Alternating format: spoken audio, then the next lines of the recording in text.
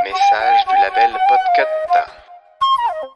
Salut à toi, jeune auditorice. Oui, ce n'est pas le podcast que tu as lancé qui est actuellement dans tes oreilles, mais je vais être court. Je suis Julien, je fais partie du label Podcut comme le podcast que tu écoutes, et nous venons de lancer une série documentaire sur les fraudeurs et les fraudeuses qui s'appelle Fraudster. Si cela t'intéresse, n'hésite pas à nous retrouver sur ton application de podcast préférée, sur le site du label podcut.studio et sur Google en tapant Fraudster Podcast. Voilà, je te laisse. Des bisous. Qui ose venir déranger mon repos? Ah, mais c'est vous? Rentrez vite, ça fait courant d'air là. Hello. Salut chef. Hey. Et la forme? Salut. Bonjour. Quelqu'un m'explique là? Alors en fait, on a une bonne et une mauvaise nouvelle. La bonne nouvelle, c'est que ma machine à cloner fonctionne, et la mauvaise, c'est que le système de sécurité de mon labo est à revoir, c'est ça? Alors non, mais c'est bon à savoir pour le labo. Pendant qu'on briefe le chef, vous n'avez pas un épisode à chroniquer?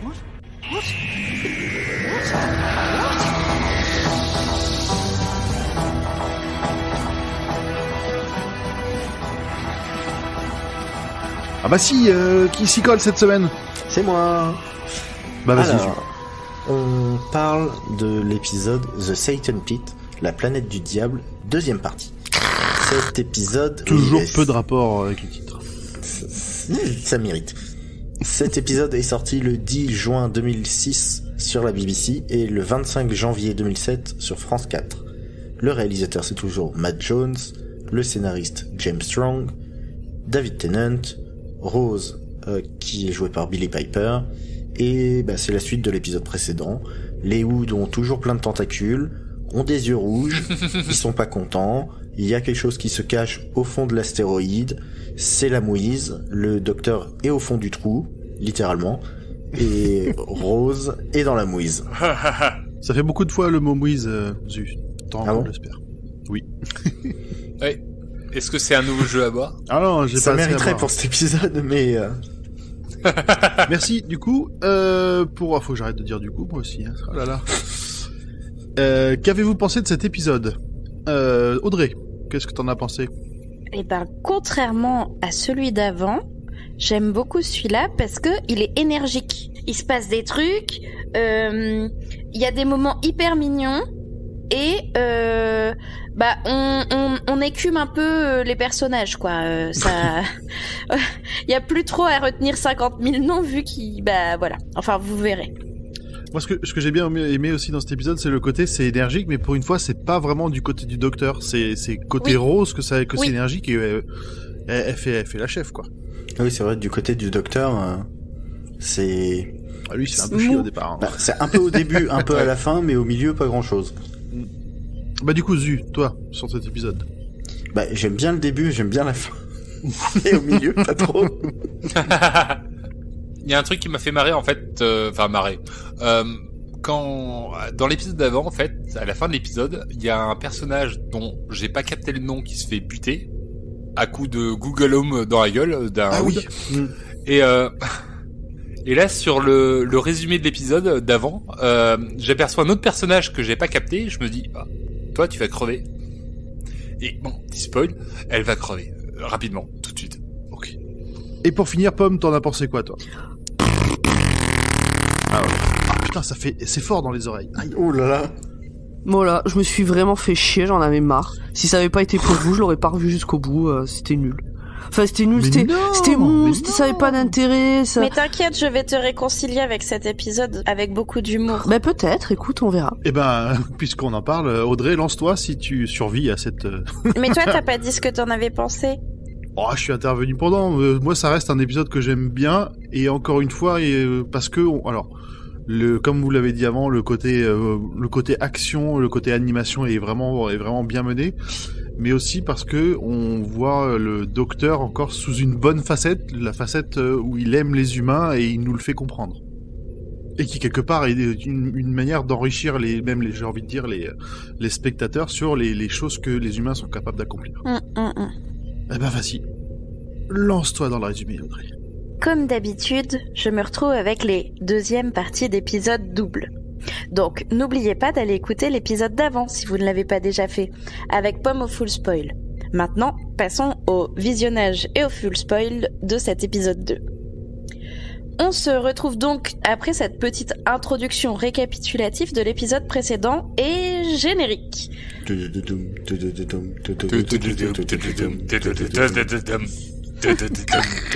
C'est mon moment préféré de chaque épisode. Que vous chantiez, hein, pas le vrai générique, mais bon. On démarre donc sur le mec hyper baraque qui fait pan pan piou pan pan avec sa super arme envers les Hoods qui se sont un peu incrustés de manière désagréable dans le vaisseau. Rose essaye de joindre le docteur parce que, je vous le rappelle, le docteur est en bas dans un trou. Juste à côté du trou, parce qu'il est pas encore dans le trou, mais il est déjà 16 km plus bas. Rose essaye de le joindre, elle n'y arrive pas, le talkie-walkie de merde ne fonctionne pas. Oh non, attendez. Le talkie-walkie vraiment nul, parce qu'après on va encore dire que je suis vraiment vulgaire. Donc écoutez, chers auditeurs, je m'excuse par avance. Coucou Hervé. Si de temps en temps je dis des gros mots. Mais c'est l'équipe qui m'a un peu... Ouais, arrête ton charabia et avance voilà. là. Menteuse. Tout de suite, quoi, sans déconner. Ne rejette pas la faute, s'il te plaît. Vraiment. Une meuf random ouvre la porte, se prend un coup de bouboule magique et meurt. Ah, c'est pas une bouboule magique, c'est leur traducteur. Oui, la boule magique. Vraiment, c'est beaucoup plus sympa de dire ça comme ça. Oui, c'est elle où je me suis dit, c'est qui? Ah, c'était la fameuse dont tu parlais avant le full spoil. Ouais, voilà. Tous les mecs qui sont armés se disent bon, faut peut-être mieux refermer cette porte vu que dès qu'on l'ouvre, quelqu'un crève. Tous les vilains Hoods arrivent de partout parce que avant c'était des gentils, mais ce n'est plus le cas. Hein.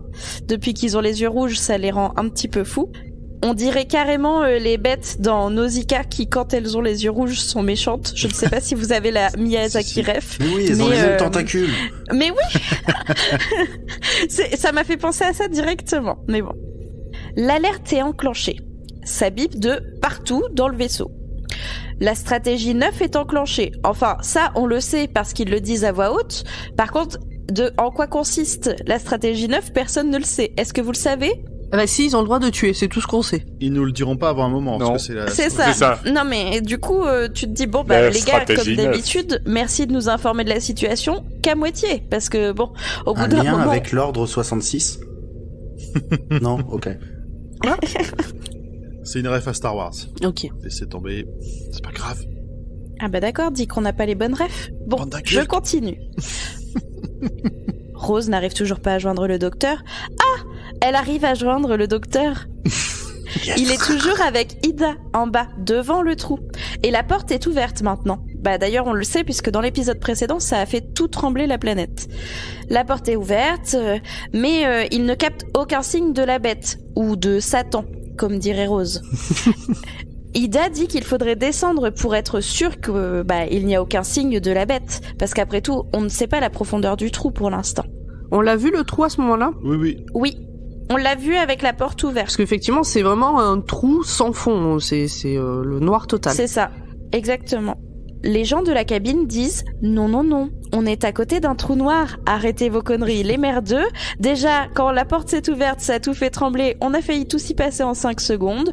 Je pense qu'on va éviter de rentrer dans ce grand trou. » Ida insiste. Le docteur a l'air plutôt chaud pour descendre lui aussi. Mais c'est le moment où il va demander à Ida de prendre la décision elle-même, parce que il veut pas le faire, il sent que c'est une décision d'humain. C'est une décision surtout de leur équipe. Oui, et puis il parle aussi de cette étrange petite pulsion et de la petite voix dans sa tête qui dit « Continue, viens dans le trou ». Tellement de titres. Oui, c'est... On s'est beaucoup retenu. Le docteur dit finalement que pour la première fois de sa vie, il va prendre la décision de battre en retraite. Et je pense que c'est une grande première, mais c'était pas une très mauvaise idée quand même à ce moment-là. Parce que c'est vrai que vu la catastrophe qui se passe à chaque fois qu'ils approchent de ce trou un peu plus, je pense que ça c'est pue pas du cul. Forcément l'endroit le plus agréable de cette planète. Mais Rose est bien contente. Pour une fois, ils vont enfin pouvoir rentrer ensemble dans le Ah bah non, le Tardis n'est toujours pas là. Vous vous souvenez de Toby, le mec chelou qui s'était retrouvé avec les écritures partout sur la tête? L'archéologue. Et ben, mais comment il s'appelle le mec en veste? Jefferson veut le tuer. Et en fait, dans la scène d'avant, on a vu les écritures partir vers les hoods. C'est ça, exactement. Et ben Jefferson, il veut tuer Toby. Et Rose, comme elle aime bien la veuve et l'orphelin, bah elle se met devant en mode il faudra me tuer aussi, j'ai pas envie, regardez, il est plus contaminé, il a rien fait de mal. Ah oui, tout le monde a vu les écritures partir.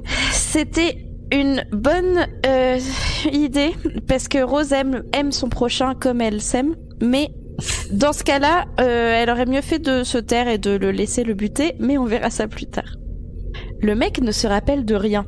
Toby est vraiment un acteur hors norme, puisque quand il dit ça, tu as juste l'impression qu'il a loupé l'étape j'apprends mon texte de...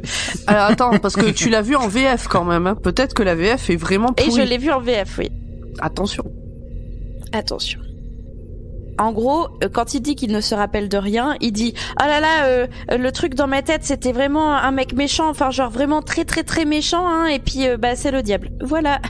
Merci Toby pour ton intervention, toujours utile. Retourne te coucher. Exactement. Et on retourne avec le docteur et Ida qui se dirigent vers la capsule cabine qui remonte, comme ils ont pris la décision de battre en retraite. Enfin, tout semblait aller tout au mieux, hein, aucun problème. Mais finalement, tel un vieil ascenseur parisien, la cabine se bloque en plein milieu. Et bim, l'écran se met en marche. Alors dans Doctor Who, ils adorent mettre des méchants qui parlent à la télévision. Je ne sais pas pourquoi, ça fait plusieurs épisodes que ça arrive. Vraiment, c'est genre leur kiff de faire passer des messages via la télé. Alors que Doctor Who est une émission diffusée à la télé. Quel message essayez-vous de nous faire passer, s'il vous plaît? Qu'il faut pas regarder n'importe quoi. Et qu'ils ont pas de thunes, et donc c'est plus facile d'incruster les trucs dans la télé que de les faire en vrai. Avec une cassette vidéo. C'est vrai. Vous avez des bonnes solutions à mes questions. Je passe à la suite. À la télévision, on voit les Hoods qui sont très rassurants. Vous allez tous mourir. Blablabla. Bla bla bla. C'est le diable qui vous parle. Blablabla. Bla bla bla. Vraiment, message sympa. Mieux qu'une carte de vœux à Noël. Le docteur prend le micro pour dire « Oui, mais le diable, mais de quelle religion? Parce que moi j'en connais bien, je suis un puits de science, moi je connais ci, ça. » Il sort sa science de docteur et le démon lui répond que lui c'est le démon. L'essence du mal, celui qui était là avant le temps, avant la lumière, avant tout en gros, hein, clairement il se prend pas pour de la merde. Il dit au docteur que lui, c'est qui, à part l'assassin de sa propre espèce, et c'est vraiment un truc pas très très sympa à dire au docteur. Enfin, genre, je sais pas, au bout d'un moment, quand t'es le dernier survivant de ton espèce et que t'es déjà assez malheureux comme ça, t'évites d'en rajouter quoi. C'est le diable. Il a déjà passé toute la scène à envoyer des fions aux autres membres de l'équipage. Il fallait bien que le docteur y passe quoi. Ouais, mais les autres, c'est pas le docteur, grand poil. Excusez-moi Audrey. On ne dit pas ça au pauvre petit David Tennant qui est là avec ses petits yeux en mode « Oh bah dis donc, je m'y attendais pas celle-là. Oh bah, tu en as de la répartie, Satan, dis donc. » En même temps, si ce personnage est pas là pour remuer le couteau en lame de sel dans la plaie, il sert à quoi? C'est vrai. Mais du coup, moi, j'ai trouvé ça stylé. Genre, je me suis vraiment dit à ce moment-là, ah putain, le bâtard. Mais bon, bref. Ouais, mais c'est ça qui est bon. Alors, suite à cette petite discussion de Satan qui tacle un peu le docteur, qui est en mode, moi, je fais peur à tout le monde, blablabla, et qui parle du papa de Ida, ce qui la choque profondément. Mais même si j'ai pas trop suivi. En gros, t'as Ida qui est en mode « Mais comment il savait pour mon père ?» T'as le docteur qui est en mode « Mais fermez vos gueules !» T'as Rose qui est en mode « Oh là là, ça me fait flipper quand même !» T'as les autres qui sont en PLS en mode « Si on rentrait à la maison ?»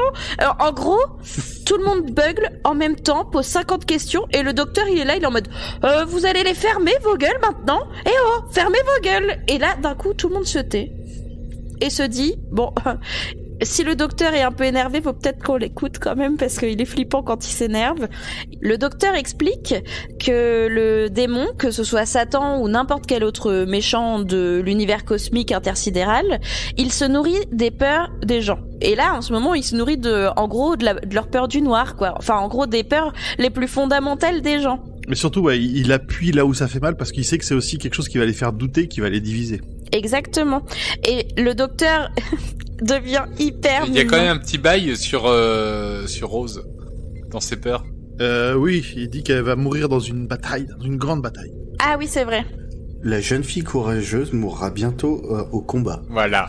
Alors moi j'ai entendu ça en me disant putain qu'est-ce qui va encore se passer, en me disant putain les bâtards ils vont savoir de quoi ils parlent. On sait de quoi il parle. Voilà, moi, j'en étais sûre. C'est exactement de quoi il parle. Amour et cacahuètes. Yes. Et le docteur lui fait non t'inquiète, c'est là où il dit non, il se nourrit de vos peurs. Ouais voilà c'est ça.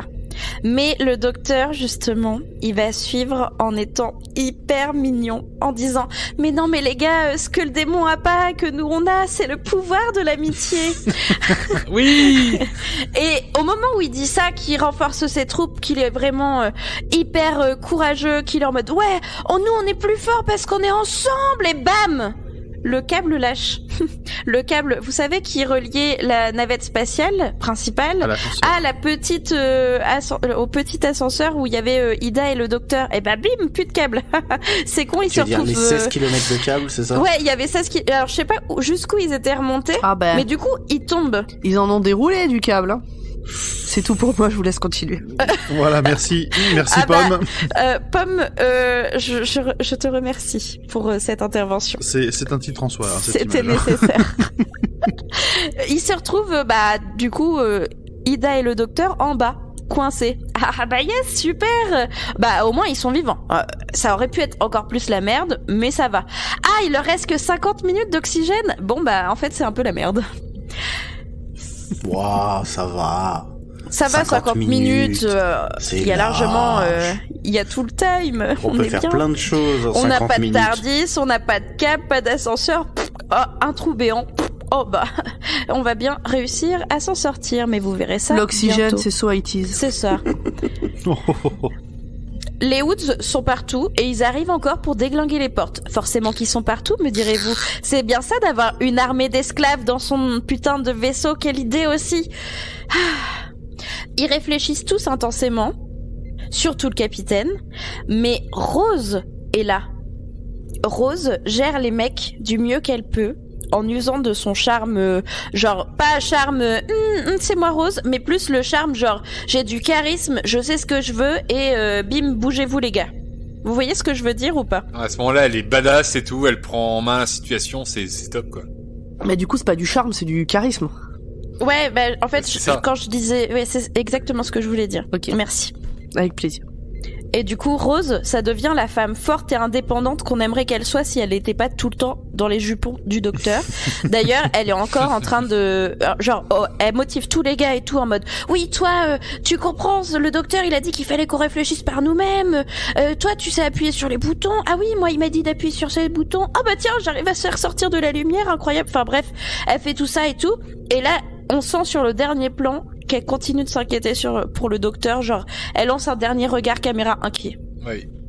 On retrouve le docteur et Ida coincés en bas, qui s'apprêtent à descendre le puits. Bah oui, enfin juste le docteur, parce qu'il dit toi tu restes et moi je descends. Oui, donc on est d'accord que c'est l'inverse de ce qu'il avait dit avant, genre en mode bah oui, mais j'ai une pulsion machin et je vais remonter en fait. Avant ils avaient un ascenseur, là ils ont plus d'ascenseur. Ils peuvent plus que descendre, puisqu'ils peuvent plus remonter. Oui. Alors, quitte à crever puisqu'il leur reste que 50 minutes, autant descendre un peu. Mais avant, c'était Hilda qui devait descendre, et là, et le docteur qui disait, bah non, en fait, je vais essayer de me démerder pour remonter. Non, c'est pas ça? Oui, il a dit Prums. Et là, c'est inversé, où il a fait, non, toi tu remontes, et moi je descends. Bah non, elle remonte pas. Enfin, toi, elle remonte pas, elle reste là, elle bouge pas, quoi. Elle peut pas monter. Ah, il lui a fait à l'envers. Voilà, on va la résumer comme ça. Elle voulait y aller, il lui a dit non, c'est moi qui descends et toi tu me fais descendre. Titre. Non mais j'ai même pas dit trou là. Non mais c'est j'ai l'esprit mal placé. Bon. Comme nous tous. En haut, Rose et tous ses amis hommes vont passer par les canalisations. Ils ont trouvé le système, sauf que contrairement à nos voies de canalisation qu'on peut avoir dans les immeubles en France ou quoi, ou aux États-Unis partout, bah y a pas d'oxygène dedans. Du coup, Monsieur Malin se dit, ce n'est pas grave, je peux bouger une poche d'air de porte à porte qui va vous suivre, comme ça vous pourrez quand même respirer. Et ça, c'est quand même sympa, parce que eux en bas, ils vont bientôt plus pouvoir respirer. D'ailleurs, pendant ce temps, le docteur et Ida déroulent le câble. Donc Ida déroule le câble et le docteur est au bout, dans le trou.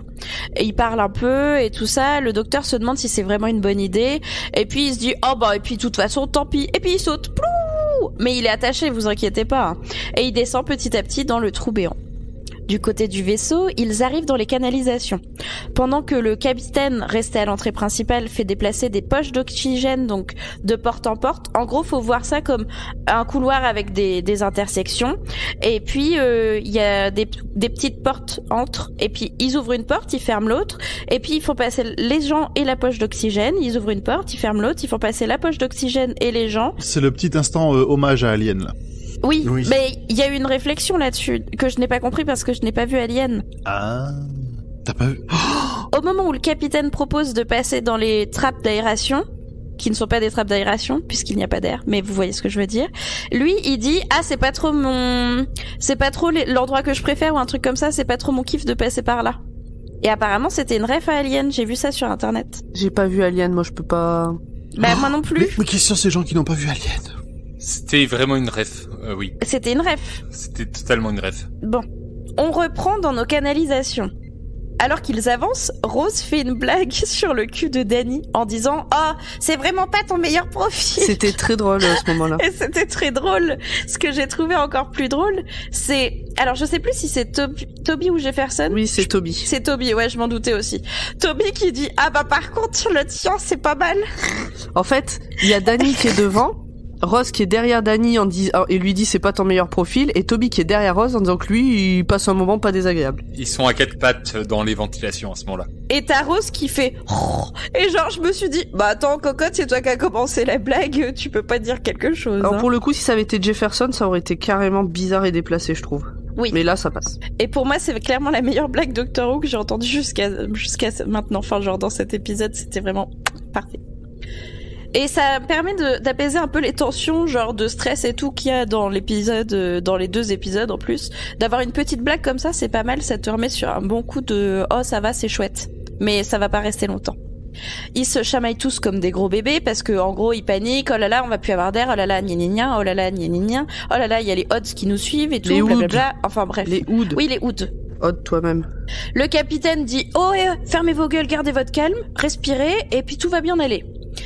Il se retrouve donc suivi par les Hoods et le chef flic trop fort, enfin ça c'est le rôle qu'il aurait dans une autre série, mais je parle évidemment de Jefferson, il dit bah partez devant et moi je vais les déglinguer les Hoods. Ce qui est pas très sympa parce que je tiens à vous rappeler que de base les Hoods sont hyper mimes, ils proposent de l'eau quand t'as soif, ils sont là pour te servir selon les humains, même si bon c'est pas... Ils ont des petites tentacules. Mais genre c'est une espèce pacifiste et mignonne, tu vois. Toi t'es du genre que si ta mère elle devient un zombie, bah tu te feras bouffer par ta mère.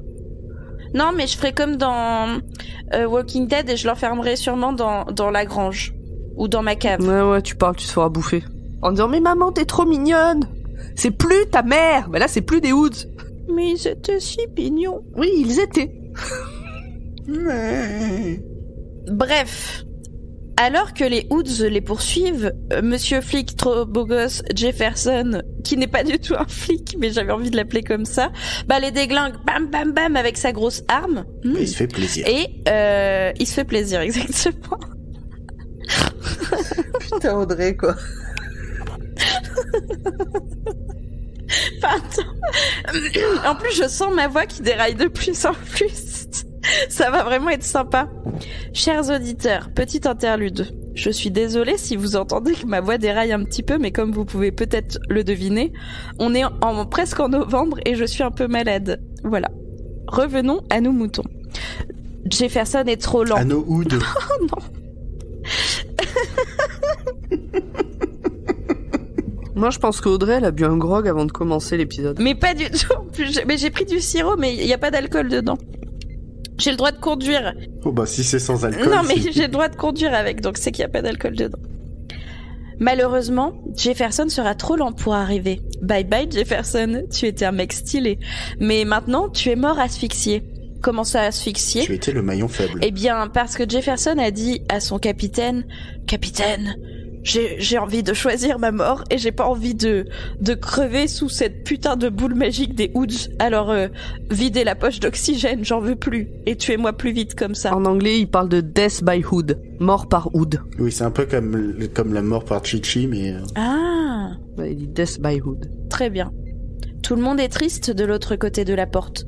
Mais bon, il est mort. Eux, ils sont vivants, donc faut y aller. Allez, hop, hop, hop, il faut avancer.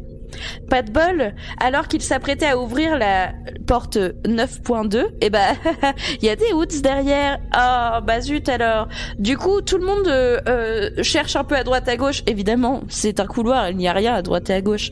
Il lève la tête et Rose se dit « Ah bah super, une bouche d'aération !» Et boum, on s'en sort. Et là, le dernier à monter, c'est Toby. Et Toby, il regarde les Hoods avec ses petits yeux rouges. Et Toby est un traître. Toby est un petit bâtard. Il y a un petit wink. Et il leur fait un petit geste en mode chut. Avec Mais les oui, yeux il rouges. fait un petit genre chut. Et puis il monte à son tour. Et donc c'est là que tu te dis, ah Rose, tu as été trop gentille. Il aurait fallu le déglinguer. Peut-être que Jefferson serait encore là C'est le aujourd'hui. départ, quoi. C'est vraiment con. Ils arrivent à s'enfuir et à rejoindre le tableau de bord principal.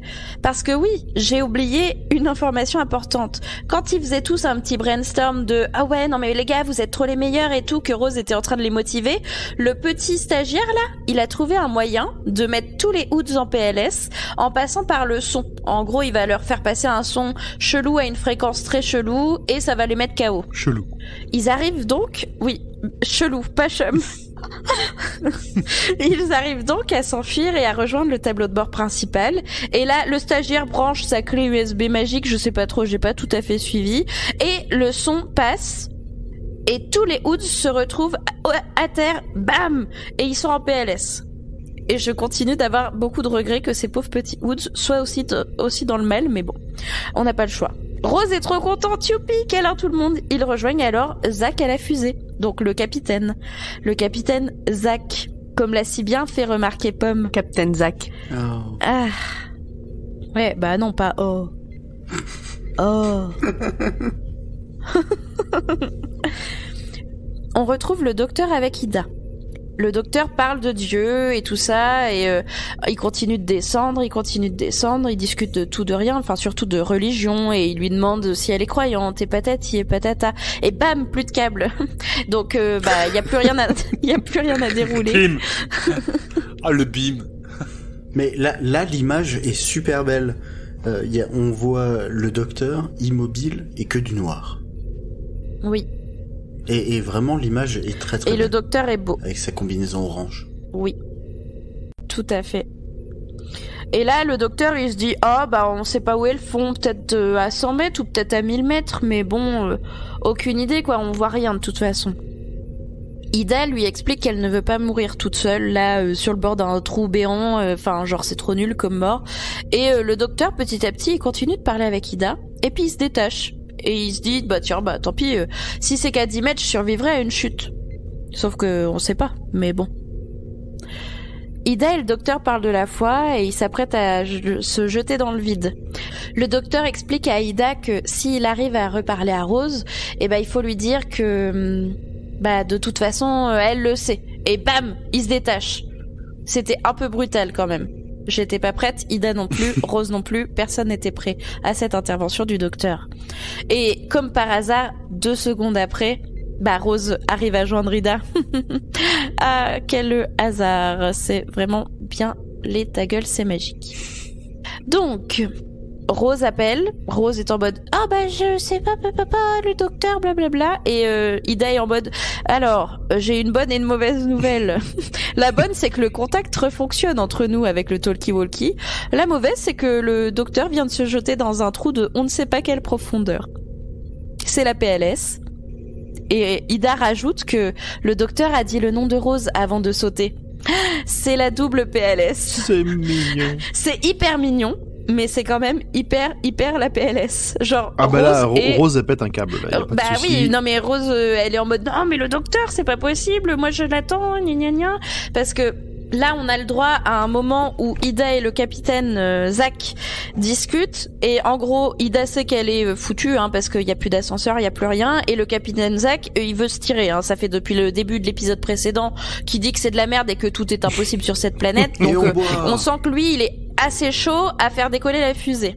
Le capitaine fait ses adieux à Ida. Rose est en mode oh non mais les gars vous êtes mignons, moi je m'en vais pas. Non même si le docteur est mort, je resterai là. Moi je l'attends et tout ça. Donc le capitaine leur ordonne de la mettre en sécurité. Oui, et par mettre en sécurité, il veut dire lui mettre une petite piqûre de calmant. C'est pas tout à fait. Un petit GHB et hop dans la fumée. Exactement, ça ressemble vraiment à ça. Hashtag consentement, ouais. Autant ils étaient consentants dans le premier épisode pour faire un câlin, autant là Rose, non elle est chiante, elle veut s'agiter. Le capitaine il veut la prendre en charge, il est en mode non mais j'ai laissé trop de gens crever. Toi je te ramène, c'est bon. Les humains on n'est pas beaucoup apparemment. J'ai le droit qu'à 10% de Par perte. contre les Hoods, bah les couilles. C'est ça. C'est totalement ça. On sent à ce moment-là que les Hoods, ils se réveillent peu à peu parce que le son doit plus faire trop effet. Du coup, il faut se dépêcher. Donc, ils vont dans la fusée et avec Rose qui est complètement pendante au bras des mecs. Voilà. Le docteur est en vie. Mais ça, nous on le sait, mais Rose le sait pas. Personne d'autre le sait. C'est juste un moment, une ellipse où on voit le docteur. Son casque est cassé, mais il respire. Ta gueule, c'est magique, c'est le moment où il n'y a plus rien qui va. Malheureusement, il peut prévenir personne qu'il est en vie et que tout va bien parce que il a plus de courant. Il capte plus. Il ne capte plus. La fusée décolle avec Rose à bord qui n'est vraiment pas contente du tout et qui est réveillée. Effets spéciaux de ouf Godin au décollage de la fusée. Bon, Je ça sais pas va. ce que... Non, J'avoue. ça va, mais quand même... Moi, ce qui m'a beaucoup plus choqué, c'est le look de la fusée très Tintin sur la Lune. C'est vrai. Il y a une ressemblance. C'est vrai. Alors que Rose est réveillée et que la fusée est décollée, elle attrape une arme qui traînait par là. Très malin de laisser traîner une arme au milieu d'un vaisseau qui décolle, qui n'est pas attaché. Je comprends pas comment elle s'est pas retrouvée projetée à l'intérieur de l'habitacle, mais bon, ta gueule c'est magique, comme d'habitude. Alors, Ouais, elle menace d'abattre le capitaine, mais l'autre qui se dit bon vas-y, essaye de me tirer dessus. De toute façon, tu le feras jamais, sinon tu vas perdre. En gros, l'argument qui lui sort c'est est-ce que c'est ce que votre docteur aurait voulu? Et là, Rose, PLS, le retour à la réalité, je suis toute seule sans le C'est docteur. vrai. Du coup, elle lâche le gun. alors c'est quand même pas n'importe quel gun. Le capitaine se le trimballe depuis la moitié de l'épisode d'avant. Ah oui, c'est son crash boulon là.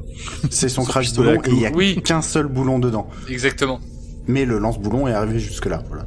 On retrouve le docteur dans la scène suivante qui est complètement isolé puisqu'il ne peut parler à personne et qu'il est vraiment au fond du trou. Et on dirait qu'il est tombé dans la grotte de Lascaux parce qu'il y a des peintures rupestres au mur. Ça, vous êtes pas dit ça vraiment? Genre moi je me suis tout de suite mise dans la grotte de Lascaux, mais bon c'est pas grave. Avec des vases, mais ok. En gros sur les murs on voit un peu l'histoire de l'enfermement de la bête et apparemment la bête ou Satan, appelez-le comme vous voulez, apparemment ça a été enfermé dans des vases. Et le docteur se tourne et bim, de vases, incroyable. Pourquoi pas dans des vases? Et voilà. Le docteur se retrouve donc entre deux vases et face à la bête, qui est flippante de ouf. Enfin, flippante de ouf, je pense pour l'époque et pour les effets spéciaux de cette télé. C'est quand même un truc géant, rouge, avec des cornes qui hurlent. En vrai, c'est le cliché sur les clichés des clichés. Ouais, mais il est bien fait. Enfin, Mais il est plutôt pas trop mal incrusté. Ça vous a pas dérangé? Après non, moi je suis moi, pas ça trop. ça m'a pas choqué. Je regarde pas trop de fantasy ou de trucs comme ça, du coup j'ai pas trop de trucs d'incrustation d'images et tout ça. Ça m'a pas choqué particulièrement non plus. Non, parce que dans le sens où il y a pas vraiment d'incrustation, je pense que tout est numérique, Ouais, vu c'est ça. qu'il est jamais il est jamais sur le même plan dans la même. En fait c'est pas hyper bien fait, mais pour les budgets et tout, j'ai trouvé ça bien fait. Parce que je pense qu'ils avaient pas non plus de l'argent de ouf à mettre dans la création d'un monstre machin en 3D. Non, mais il tient la route. Hein. Donc le docteur, il se retrouve face à la bête. En parallèle, dans la navette qui est partie, on a Toby le possédé qui est en train de rire dans la cabine. Mais tous les autres sont en mode, mais y a rien de drôle, gna gna gna. Le docteur essaye de communiquer avec la bête, ils arrivent pas à parler. Enfin, genre, le docteur, il se rend compte que l'esprit de la bête, il est pas dans la bête. C'est ça, en gros, qu'il y a que le corps qui est resté derrière. Sauf que il y a un petit passage bizarre où le corps de la bête se fout de sa gueule et rigole, alors que a priori son esprit est plus là non plus. Exactement, ça m'a fait un peu tiquer, mais je me suis dit c'est peut-être un réflexe aussi, et toujours comme d'hab, ta gueule c'est magique. La bête, en fait, c'est peut-être le côté bestial qui rigole. Enfin, je me suis demandé un peu comment ils avaient voulu lancer ça, mais bon, voilà.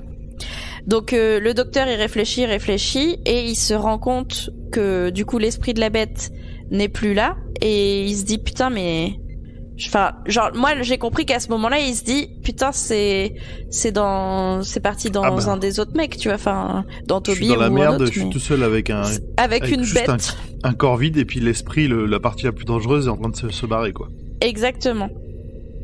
Et là, il commence à discuter avec lui-même, parce qu'il discute pas avec la bête, forcément. Une idée va où elle veut, elle est libre, seul l'esprit peut s'échapper, on sent qu'il cogite grave. Et là, il comprend que s'il détruit la bête et son esprit, il faut que la planète rentre dans le trou noir. Ça sera le seul moyen de détruire complètement la bête. Mais par contre, s'il fait ça, il y a la fusée dans l'espace qui est pas très loin d'un trou noir gigantesque. Du coup, en gros, s'il tue la bête, il tue Rose. Et ça, c'est horrible. Ça, il y arrive pas, ça. Non. Genre, je pense que le docteur, il peut sacrifier énormément de choses et tout ça, mais Rose, c'est impossible pour lui. C'est son compagnon. Enfin, genre, c'est la personne importante, quoi. Mais en plus, il a un espèce d'élan, en fait, quand il y va, quoi. Vraiment, cet élan, genre, putain, je vais péter ce vase et... Ah, putain... Ouais, mais vraiment, Ah oui, parce que tu l'as pas dit, mais les deux vases, ils ont l'air de réagir à sa présence, et ils ont l'air en fait, ils servent ils brillent. Ils matérialisent les barreaux de la prison du corps de la bête. Il y a un petit point ancien, plus ancien égale plus intelligent, et... Je sais que tu sais que je sais que tu sais que je sais que tu sais, donc... Exactement. Ouais. Faut pas se tromper dans le nombre de je sais.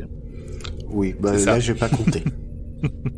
Du coup, au moment où il se dit « Si je te tue, je tue Rose », le docteur a un discours hyper mignon de ouf, en disant que, de toute façon, s'il devait croire en une seule chose, ce serait en Rose.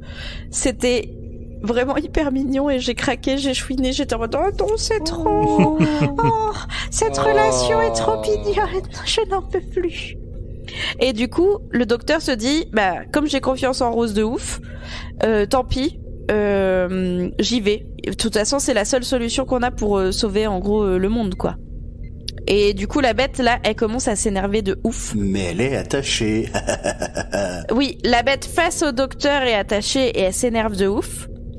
Et on a un retour rapide dans le vaisseau, avec Rose qui se retourne vers Toby, qui est possédé, donc qui a récupéré ses yeux rouges et tout, qui crache du feu. Alors ça, ça c'était vraiment drôle. Oui, le crachage de feu là. Incroyable. Ridicule. Mais non, c'était sublime, écoute. Et là, Rose, elle comprend. Elle chope le gun, où il y avait que un boulon. Elle éclate la vitre. Donc ça, c'était pas forcément malin, mais elle éclate la vitre de la fusée. Elle détache Toby. Et il se fait aspirer. Très beau bruitage, n'est-ce bien pas? Le trou noir. Il se retrouve attiré par le trou noir et zou. Oui. Et zou. Enfin, genre. Non. C'est pas sympa d'appeler zou un trou noir. Hein. On sait qu'il mange beaucoup, mais quand même. Beaucoup de pâtisserie. Je persiste dans ma volonté et mon désir de voir un épisode totalement bruité à la bouche par Audrey. Entre le trou noir, le feu, tout. Eh ben écoutez, un jour peut-être. On retrouve le docteur qui, après avoir saccagé les vases, les machins et tout, lève la tête et... Oh, incroyable. Il tombe sur le Tardis. Le fameux Tardis Ex Machina. Alors là, oui, pour le coup, le Tardis, il est tombé pile poil dans le petit trou qui est passé par le petit, mince, comment ça s'appelle, la petite plaque d'égout, là. On est d'accord que la plaque d'égout était fermée au départ. Oui. Oui. Non, mais c'est ridicule. vraiment- Mais il a aucune dit, chance. c'est ultra Il y ridicule. a aucune chance. Là, celui-là, il était vraiment trop gros, je trouve. En même temps, Le fallait Tardis finir. est passé à travers la plaque d'égout, quoi. Non, mais il est passé par ailleurs. Non, c'est juste abusé. Oui. Ils ont. En fait, moi, ça m'a donné l'impression qu'ils avaient oublié une des scènes. C'est ça, exactement. C'est ok, au début de la première partie, t'as le Tardis qui tombait dans le trou. Ok, après t'as le docteur qui est dans le trou. Bah putain, cherche son Tardis, quoi. Non, je suis d'accord. Hein. Il aurait dû y avoir un truc. Alors qu'il était en mode what the fuck, on n'a pas d'autre choix, quoi que ce soit. Suite à ça, vous imaginez bien la suite. Le docteur, comme par magie, est en train de sauver la fusée avec une aspiration de Un rayon tracteur. Ouah, il a un rayon tracteur, quoi. ouais, on va Voilà. dire. Mais ça c'est le truc pas du tout sorti de nulle part, hein, comme d'habitude. La fusée fait demi-tour tranquillou, un petit créneau, tout va bien. Le docteur et le Tardis sont en mode « Hé les gars, on déconne, on rigole. Si vous me refilez Rose, moi je vous refile Ida, la. » Donc tout le monde est content, ils sont vivants, bah sauf Rip Jefferson et puis tous les autres qui sont morts. Oh et puis au passage tous les Hoods. Les Hoods. tous les plutôt, tu veux- Hoods. Oui, c'est ça que j'ai écrit. ouais, Et tous les Hoods sont morts aussi, mais bon, ça c'est accessoire, on s'en fiche. Fin de l'histoire, mission accomplie, youpi, tout le monde est content. Le gros méchant Satan, il est mort. La planète, elle a été, elle est partie dans le trou noir, donc on s'en fout. Tout le monde est vivant. Dans les restants, hein, les rescapés en tout cas. Et Donc, dans ceux qui sont pas morts, tout le monde est vivant. c'est ça, exactement. Merci. Rose et le docteur, genre, Rose ouvre la porte du Tardis. Et elle court vers le docteur. Et le docteur court vers Rose et ils se font un gros câlin avec Rose qui lève les jambes et qui est en mode oui, je suis trop contente. Et c'était trop mignon. Attends, ils se font un câlin et Rose lève les jambes. Mais oui, mais tu Elle sais, s'accroche à son cou. elle s'accroche à son cou et elle lève les jambes en mode. Ouais, non, mais j'ai vous tout à fait vous- l'image. D'accord. Bah, on a tous vu du patinage artistique, donc oui, on a l'image, oui. Ouais, du patinage artistique, ouais, c'est ça. Mais sans On qu'il tourne, parle oui. pas de lever de jambes de ce genre. Écoute, Pomme. câlin et lever de jambes. Mais non. C'est toi, là. Mais pas du tout, c'était mignon et toi tu salis tout. Et ben voilà, ça c'est le bon Dieu qui te punit. Et voilà. Fin. Eh ben, merci. Finalement, elle était pas si rapide que ça, comme on l'avait annoncé il y a 2 semaines. Hein. Je pense qu'on est sur la même durée. Ah merde. Oui. Bon, écoute, quand Bah, c'est tout, bon, il fallait, voilà. hein. Ça méritait. Oui. Est-ce que vous avez quelque chose à rajouter? J'ai adoré ces 2 épisodes. Voilà. Moi aussi, ça me fait toujours plaisir de les revoir. Mais Moi, grave. j'ai pas aimé ceux-là, je crois que j'aime pas le suivant, alors du coup, bon, je suis dans un peu un creux. Ah, Et moi, c'est- j'adore le suivant. Il est trop bien le suivant aussi. Vous verrez. Eh ben, merci à tous. On va passer aux détails que vous avez probablement loupés, amis et auditeurs et auditrices, si c'est la première fois que vous voyez l'épisode. Mais pas nous. Et c'est Pomme et Nimp aujourd'hui. Il y a pas grand-chose à rajouter de plus sur The Beast, ou presque pas grand-chose, ou bon, il y a quelques trucs quand même, hein.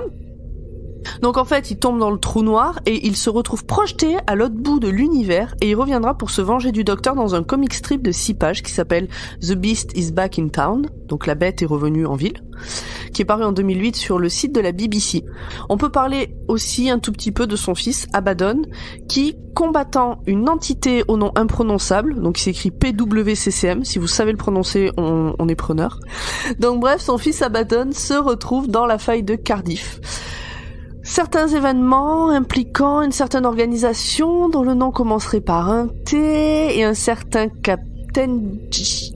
Bref, les pousseront à ouvrir la faille et le libérer et... Jacques, reviens. Moi je boude.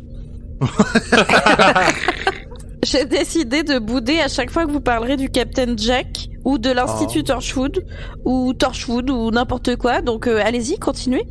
Ok, bah en fait, à un moment donné dans l'épisode, quand le capitaine est en mode push-bouton dans son siège, il fait référence à la Torchwood Archive. Et toujours pas de Captain Jack. Et Ça se non. mérite. Alors, comme on n'avait plus rien à dire, sur la bête, j'ai encore un truc à dire. Elle prédit qu'une courageuse enfant va mourir au combat. Mais qui cela peut-il bien être? Ross se sent visé.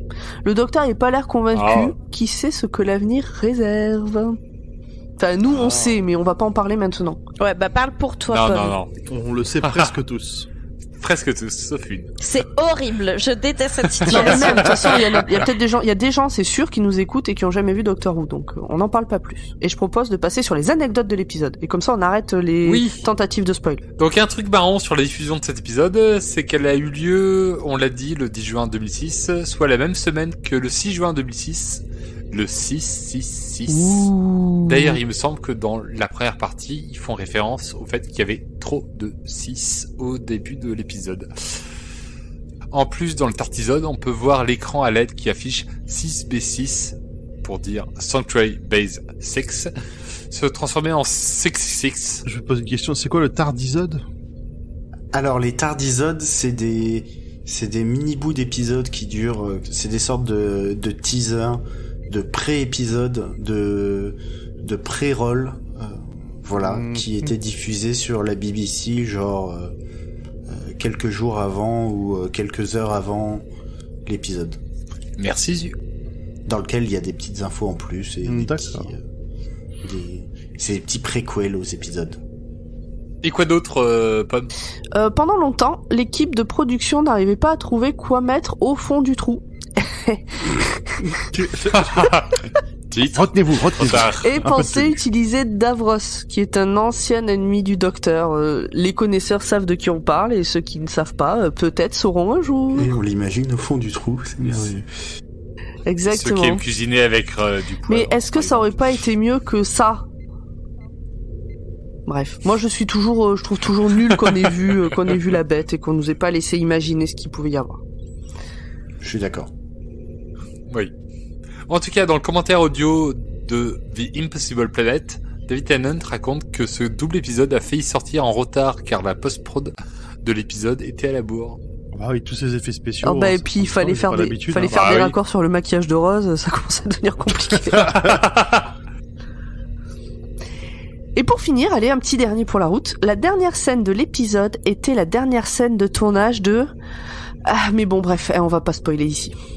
Ah.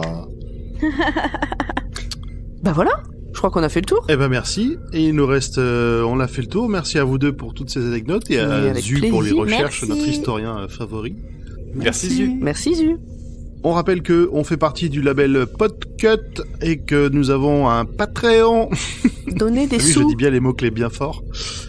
Donnez des sous, on écrira à l'arc. Enfin, tout ça. Non. Et puis, merci à tous et à dans 2 semaines. Bye bye. Ciao. Hey, on a fini d'expliquer tout ce bazar au chef? Bonne nouvelle, j'ai une solution. Ah, Mauvaise nouvelle, faut que j'appelle votre chef. Bah, vous voulez rentrer ou pas? Allez-y, de toute façon, vu qu'on ne s'est pas pointé au taf depuis plus d'un mois, on va se faire défoncer dans tous les cas. Bon bah, allons-y.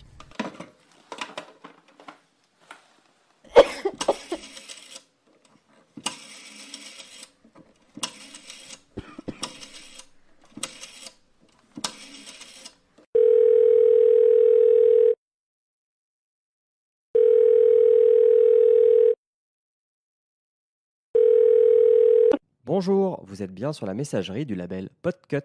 Pour des réclamations concernant nos documentaires, tapez 1. Pour recevoir la dernière cuvée de la Tartime, tapez 2. Pour discuter avec Gromly de l'école des facs, tapez votre numéro de carte bancaire. Donc c'est bien 16 chiffres, le mois et l'année d'expiration, votre nom, votre prénom et le CV au dos. Alors attention bien sûr, puisque ce service vous sera facturé 35 francs suisses la minute. Salut Julien, c'est Sous-X de chez Podcut. Je vois que ça pose dur, comme d'hab.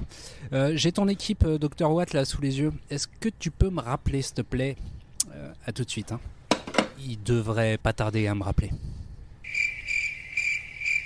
2 heures plus tard. Bon, attendez, je tente autre chose.